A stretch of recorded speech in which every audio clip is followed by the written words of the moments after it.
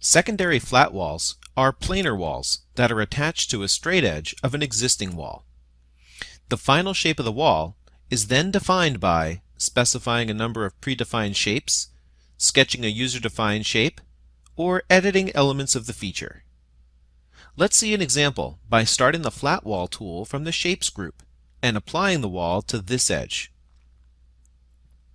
The default shape of the wall is rectangular, but you can use the Shape drop-down menu in the dashboard to change the shape to a trapezoid, a T, or use a defined shape.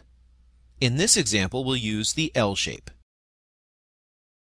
The wall's bend radius can be easily changed from being equal to the wall thickness to some other value. In this case, we'll use 5. You can also edit the bend angle from 90 to something else. The size of the L shape can also be edited.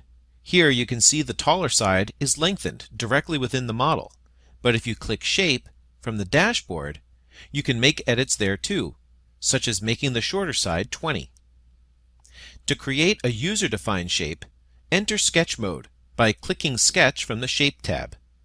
We can see the sketch of this wall, and we can edit it, like adding a fillet to a corner of the wall using the Circular Fillet tool.